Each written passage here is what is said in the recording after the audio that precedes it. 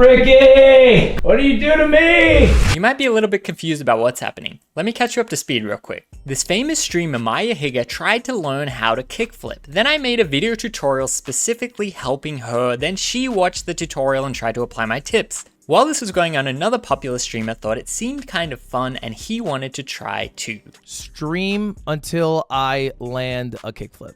This is Ludwig. At one point, he was the most subscribed to live streamer on Twitch, but these days he's a very popular creator and has his finger in a lot of different pies. He live streamed himself learning how to kickflip in front of almost 20,000 people. Seeing as the biggest skate events only get about 10,000 viewers, I am all over this and I think it'll be super awesome to see a creator land the kickflip on stream. So here I am to give you some tips.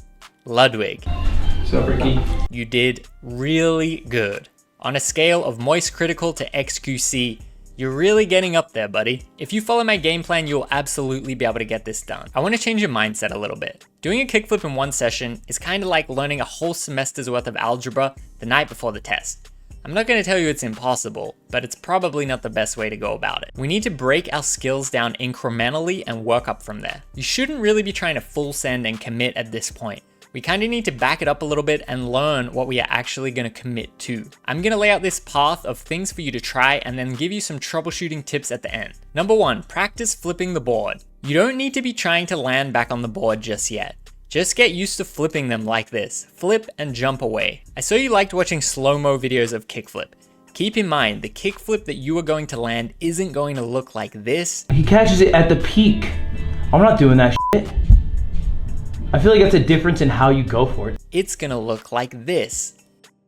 Study this kickflip too. I wanna see you be able to flip the board over basically every time. Once you can do this, I think you're ready for the next stage. Number 2, consistently landing them holding onto a support like the chairs. I know you didn't really like the whole chair arc, but it is a helpful way to get your brain used to actually understanding what it feels like to land back on it. I know it doesn't feel the same as trying without them, but it is still worth doing this with some level of consistency. As you get better, you could try supporting yourself less and it will make the physics feel more realistic. I don't know if I with the chairs. If you're feeling good about those two now, try landing with one foot. This is much easier than fully committing, but is still challenging and will help you practice your finesse and your precision. Try the front foot and the back foot. If you feel comfortable with all those, you can start fully sending it again. But if you're not really getting close, go back and repeat some of the other steps. If you're getting frustrated or burnt out at any point, sometimes it's a good idea to re-center yourself by just doing a couple of ollies.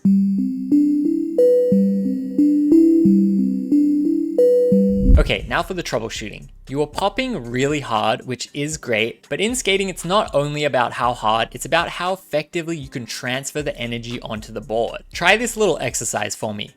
Try to do your highest ollie, do a middling ollie, and do a baby ollie. This will help you get a grasp of how you can control and influence the board.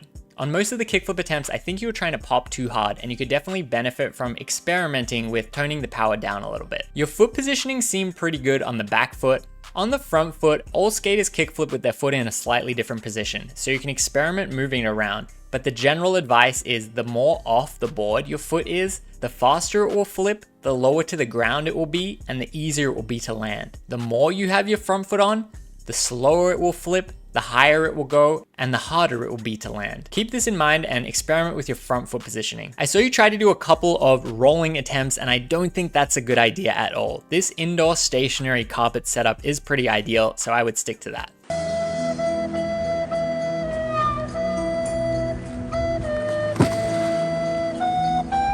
The biggest tip that I would give to anyone trying to learn how to kickflip is know in your mind that you absolutely can do this. Do not give up. It is only a matter of time. Also, Maya, if you do see this video, if Ludwig lands the kickflip before you, I really hope you don't get discouraged and quit trying and give up. Skateboarding is not a competition where you battle against other people. It's an internal journey of self-discovery and challenge. You two and Flip are all beautiful people and I wish you all the best. By doing this kickflip challenge, both of you are introducing a bunch of new people into skateboarding and I'm really grateful for that. I just hope both of you are having fun with it. Say it with me now. I will not give up. I can do this. That's it. I like skate. Watch Braille skateboarding. Is that like a blind person?